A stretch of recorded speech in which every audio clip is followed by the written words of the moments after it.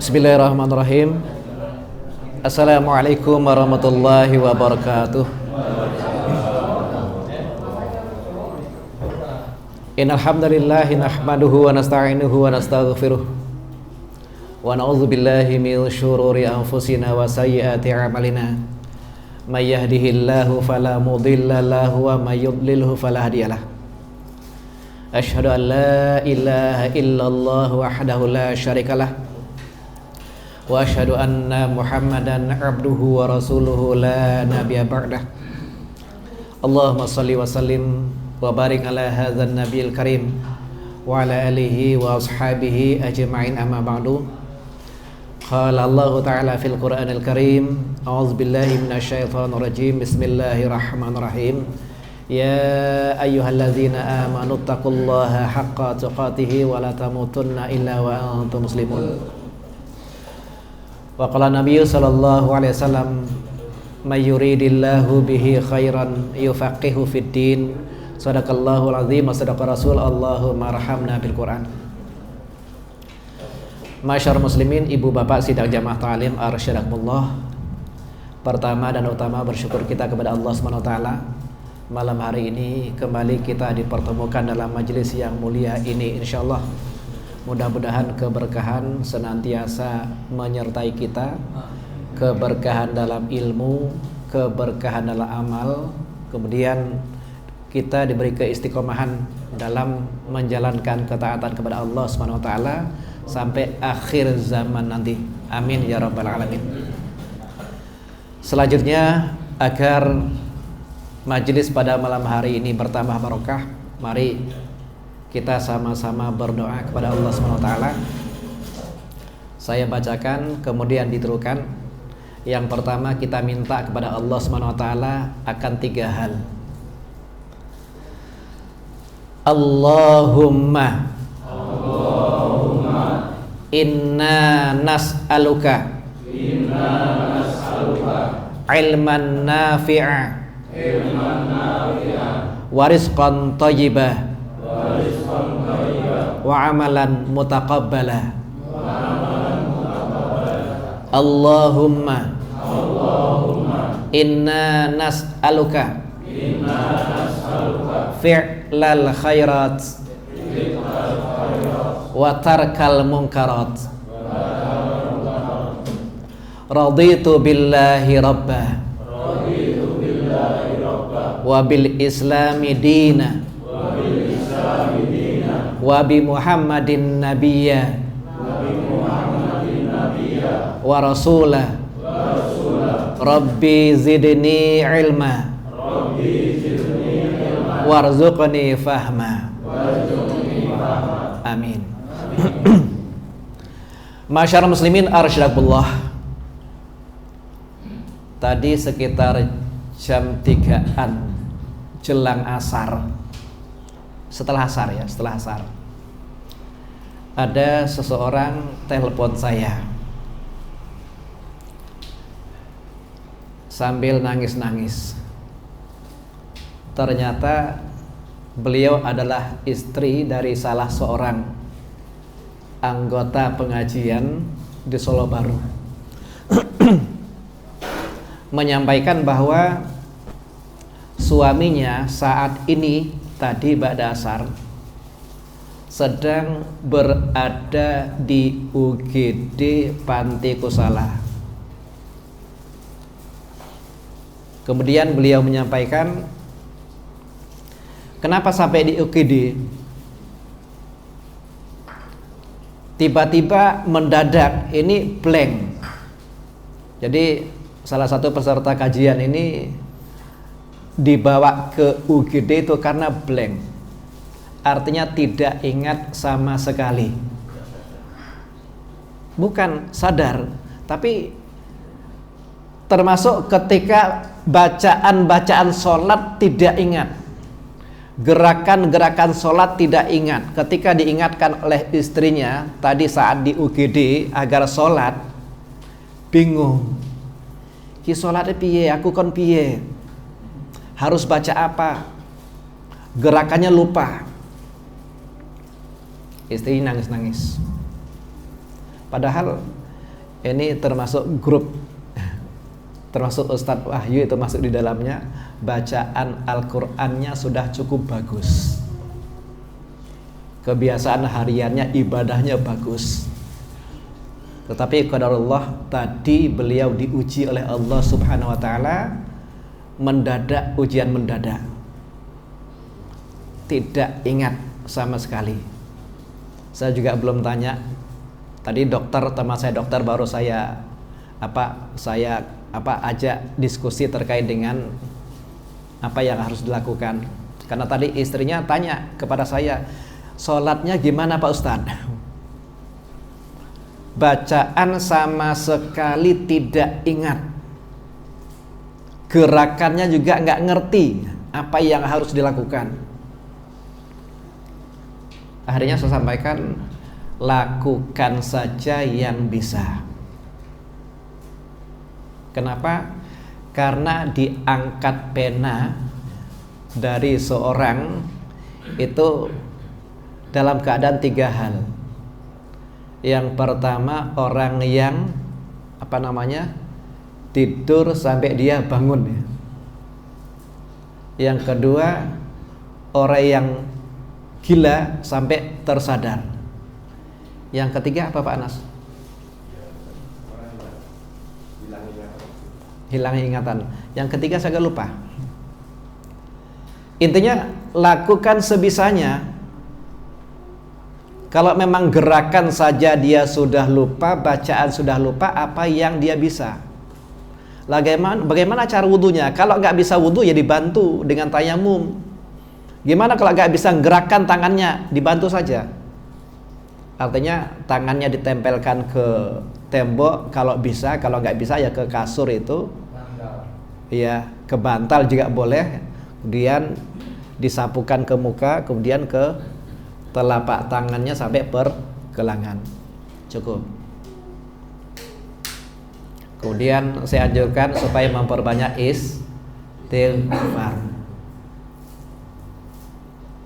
Dan alhamdulillah tadi jelang berangkat ke sini saya diberitahu, alhamdulillah Pak Ustadz, sedikit demi sedikit ingatannya sudah mulai kembali dan sudah ditempatkan di bangsal, tidak lagi di UGD. Ya, kita bantu doa saudara kita muslim, mudah-mudahan beliau segera diberi kesembuhan. Amin ya rabbal alamin. Masyarakat muslimin arsyabullah. Artinya di sini ternyata nikmat sehat itu merupakan nikmat terbesar yang semestinya kita syukuri. Kita sering sampaikan bahwa sehat itu merupakan sayyidu na'imid dunia, nikmat dunia yang terbesar. Maka mumpung Allah Subhanahu wa taala masih memberikan nikmat ini kepada kita, mari kita manfaatkan sebaik-baiknya, mari kita syukuri. Di antara cara mensyukurinya, ini kan kita oleh Allah Subhanahu wa taala diberikan anggota tubuh yang lengkap. Itu kita gunakan sebaik-baiknya. Termasuklah dalam upaya untuk menjaga atau mempertahankan iman kita. Yang mana iman itu merupakan sayyidu na'imil akhirah, nikmat akhirat yang terbesar.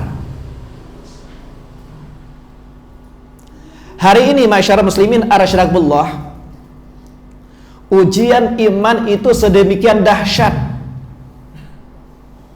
Apalagi kita berada di akhir zaman.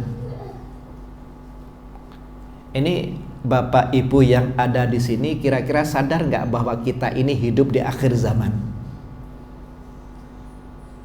Mas Asep sadar nggak? Sadar. Jangan-jangan nanti yang ada di benaknya, yang ada di pikirannya, akhir zaman itu adalah orang-orang yang hidup nanti jelang kiamat. Sekarang belum. Jangan berpikiran seperti itu. Kenapa? Karena sesungguhnya kita ini berada di akhir zaman. Umat Muhammad sallallahu alaihi wasallam, umat Nabi Muhammad sallallahu alaihi wasallam, kita ini adalah umatnya akhir zaman. Maka fitnah, ujian yang menimpa umat Nabi Muhammad sallallahu alaihi wasallam itu sedemikian besar. Saya sampaikan hadis Rasulullah sallallahu alaihi wasallam. Wailul lil arabi min syarrin qad iqtaraba. Fitanan ka qita'il lailil muzlim. Yusbihur rajulu mu'minan wa yumsi kafiran. Yabi'u qaumun dinahum bi aradin minad dunya qalil. Ini hadis riwayat Imam Ahmad. Apa kata Rasulullah? Celakalah bangsa Arab. Ini disebut adalah bangsa Arab. Celakalah bangsa Arab karena keburukan telah mendekat. Kita lihat beberapa waktu yang lalu itu kan bangsa Arab sudah mulai sekulerisme sudah masuk ke sana. Konser musik itu sudah masuk. Bahkan kemarin ketika tahun baru sudah mulai perayaan-perayaan yang sebelumnya tidak pernah dilakukan, itu dilakukan. Tambah lagi tadi juga saya lihat per berapa Januari itu ada, saya lupa tanggalnya, sudah ada salju yang menutupi daerah tertentu di Jazirah Arab. Celakalah bangsa Arab karena keburukan telah mendekat. Akan datang fitnah seperti potongan malam yang gelap gulita, kata Rasulullah, di mana pada pagi harinya seseorang dalam kondisi beriman dan sore harinya dalam kondisi kafir. Begitu cepat iman itu berubah. Mereka menukar agamanya dengan dunia yang sedikit.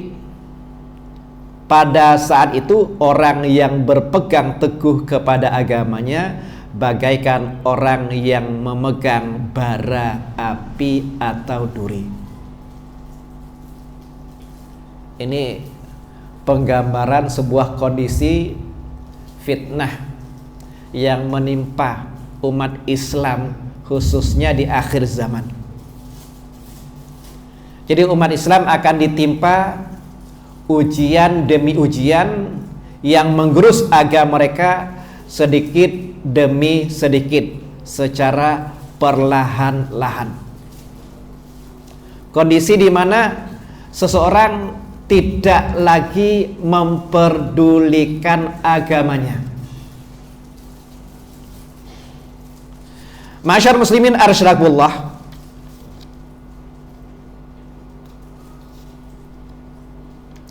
di akhir zaman ini banyak sekali orang yang memandang sebelah mata akan pentingnya keimanan. Mudah-mudahan kita tidak termasuk di dalamnya. Amin ya Rabbil Alamin. Ada di antara mereka yang melihat dunia sebagai hal-hal yang tampak di depan mata saja. Mereka adalah orang-orang yang pandai dalam hal keduniaan, namun jahil dalam urusan akhirat. Pintar dalam persoalan dunia, tetapi bodoh dalam urusan akhirat. Ini termasuk ujian umat Islam hari ini.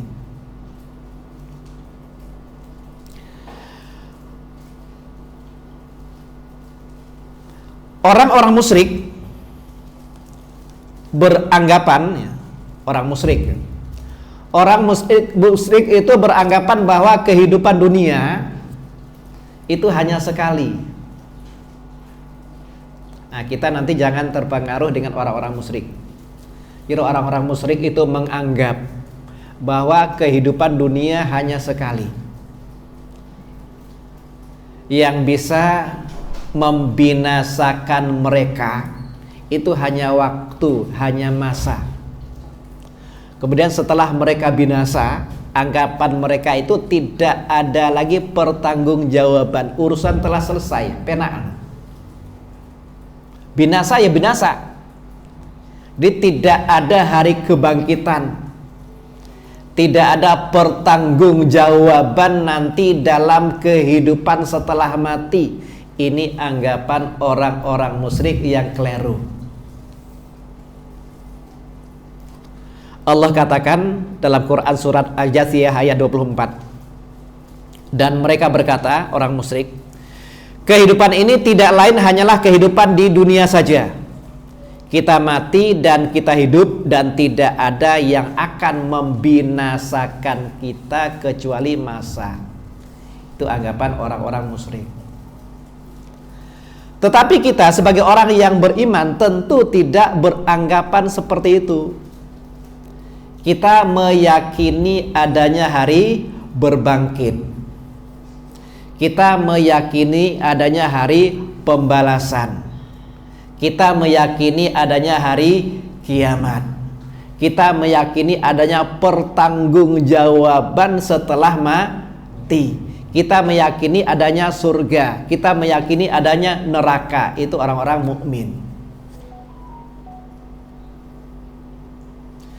Keyakinan yang seperti itu penting. Keyakinan akan hari akhir itu penting. Ini merupakan salah satu bukti keimanan kita.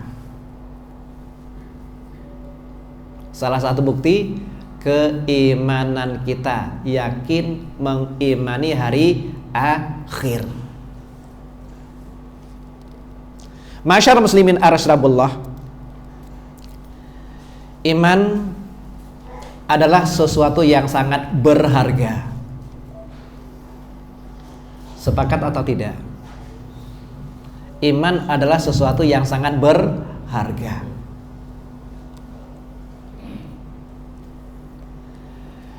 Realita di lapangan dalam hidup, setiap kita itu pasti memiliki sesuatu yang berharga, atau paling tidak kita anggap berharga. Kira-kira ada nggak dalam hidup ini yang kita anggap berharga? Ada nggak? Misalkan apa, Pak? Hah? Apa? Anak. Apalagi? Istri. Apalagi? Harta benda. Apalagi? Jabatan. Apalagi? Dan lain-lain.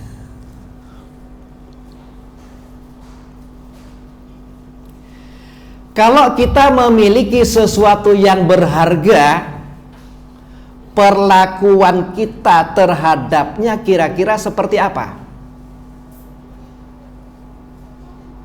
Atau contoh mudah lah, Mas Asep punya HP nggak? Punya ya? Itu kira-kira HP itu berharga atau tidak? Hah? Berharga. Kalau yang lain barangkali ada yang menganggap tidak berharga. Karena sebetulnya dalam pandangan Allah ini sampah. Saya tanya lagi, berharga atau tidak HP-nya? Hah? Tidak ya? Berharga.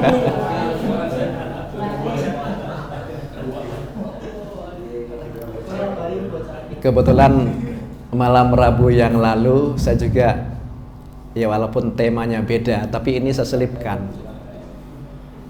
ketika pengisi kajian remaja. Saya tanya terkait dengan dunia, ya, nilai dunia. Kira-kira HP yang ada di depan mas-mas, mbak-mbak ini berharga atau tidak? Ada yang jawab tidak berharga. Oke, kalau tidak berharga bawa sini. Bawa sini, kasihkan saya. Tak jual, infakkan. Baik. Kalau kita memiliki sesuatu yang berharga, tentunya kita tidak akan meletakkannya sembarangan. Setuju?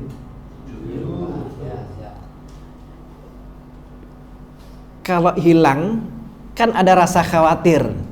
Dicuri orang kan ada rasa khawatir. Kalau itu kita anggap berharga, kita mulai dari benda-benda duniawi dulu.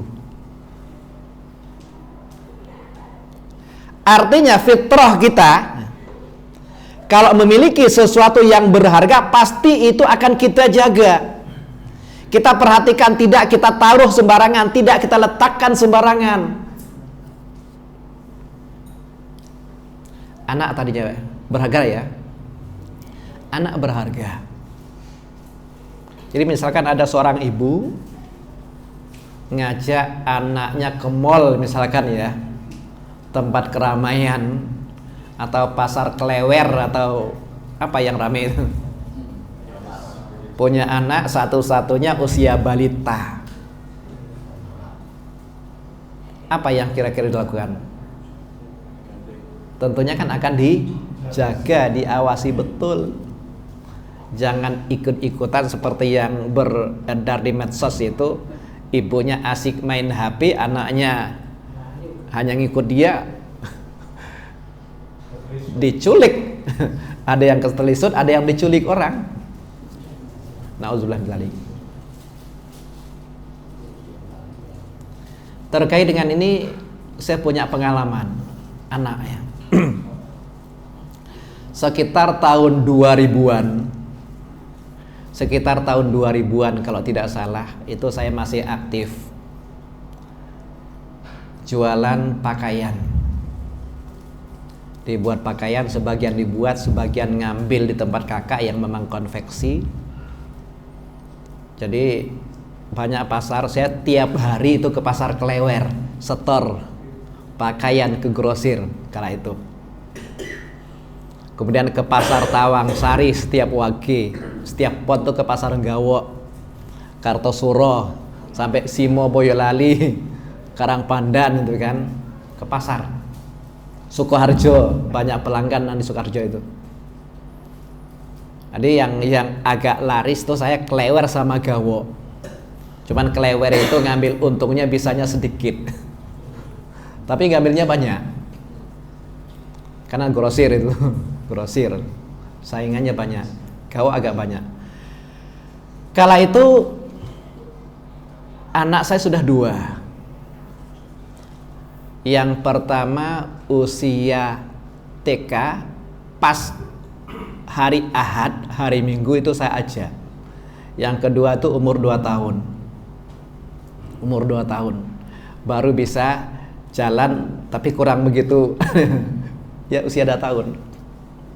Situasi ramai sekali. Saya bawa barang agak banyak karena jelang lebaran biasanya setiap bawa berapapun tuh habis. Bawa 10 kodi pun habis. Sehingga kalau bawa barang itu kan di depan. Jadi istri masih mangku banyak itu kan. Anak disesel-sesel kayak. Yang pertama duduk di atas pakaian itu, yang kedua ya nyelepit. Ketika itu rame. Kemudian kita bagi tugas.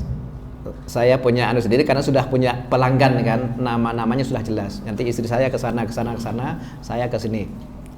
Kemudian satu ketika saya agak apa namanya, pingin ke kamar kecil. Istri saya sama sang kakak, saya sama adiknya yang kecil. Karena agak kebelet, artinya saya ke kamar kecil. Ya anak kecil tuh saya ajak yang 2 tahun itu. Mau saya ajak masuk gimana? Tidak dia ajak masuk, was-was. Karena rame kan. Akhirnya saya pesen, Dok, tolong di luar dulu ya, pegangan pintu. Abi ke dalam dulu. Matuk ya. nganggo. Saya pesen. Setelah selesai, ketika keluar, anak saya tidak ada. Ini kisah nyata, betul. Kisah nyata. Saya bingung, spontan saya panik. Tanya kiri kanannya, nggak ada yang ngerti. Pak, Bu, lihat nggak anak seperti ini, ciri-cirinya gini. Karena dia pakai seragam sama kakaknya seragam. Baju merah jambon ini. Ada batiknya sedikit. Saya masih ingat sampai sekarang karena betul itu, jadi terkesan betul ya. Nggak ada. Akhirnya saya cari ibunya juga nggak ada. Akhirnya saya telusuri bakul saya itu, tak telusuri, tanya satu-satu, nggak ada yang ngerti. Padahal bakul saya itu ngerti, hafal dia karena sering saja. Bingungnya luar biasa, paniknya luar biasa. Kan menunjukkan anak ini berharga. Kemudian setelah beberapa lama dalam kebingungan, biasa kan kita kembali ke posko. Ada poskonya itu, ada posnya. Semula kan di pos itu kosong karena ditinggal semua. Terus setelah saya kembali ke posko, setelah mungkin setengah jaman dalam kebingungan itu, panik.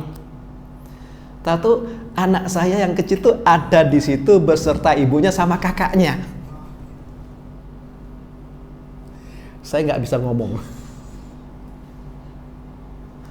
Senengnya luar biasa, tapi mau marah ya gimana?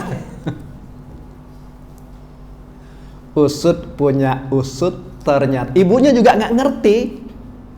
Usut punya usut, ternyata ketika saya masih di dalam, si adik ini di luar, dia melihat kakaknya sama ibunya lewat, dikejar, disusul tanpa ngomong. Ya karena memang belum bisa ngomong. Pengalaman. Artinya ini kan sesuatu yang kita anggap berharga, sesuatu yang kita anggap berharga tentu akan kita jaga semaksimal mungkin, tidak akan kita biarkan begitu saja. Udahlah, HP saja. Ini kan nggak mau kan dilempar, nggak mau toh? Nggak mau karena berharga. Hilang pun mungkin ya, hilang. Jadi harganya nggak seberapa, tapi yo ini loh kontak-kontak yang ada di dalamnya itu.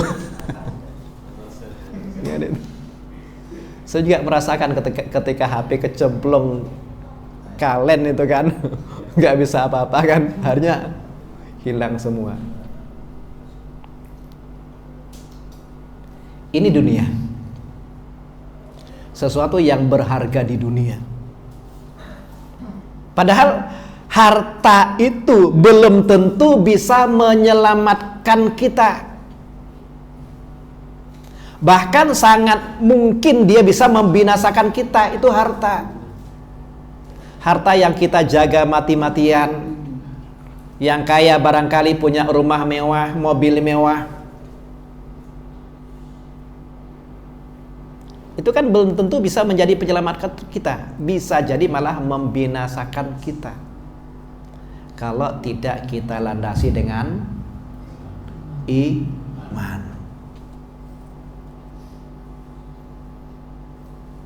Mungkin bisa bermanfaat ya kalau pemiliknya, ya pemilik harta tersebut punya iman. Nah, iman ya yang Allah anugerahkan kepada kita itu kan merupakan sayyidu na'mil akhirah, nikmat akhirat yang terbesar. Dan ini sesuatu yang sangat berharga. Kenapa?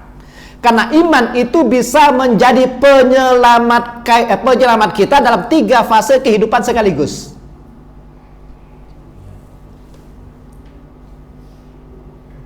Di mana?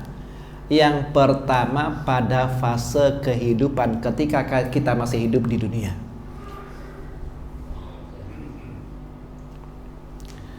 Seseorang yang memiliki iman yang benar, seseorang yang memiliki iman yang benar, maka dalam hidupnya dia akan merasakan kedamaian, ketenangan, ketentraman, kenyamanan, sebesar apapun ujian yang Allah timpakan kepada dia, tetap tenang.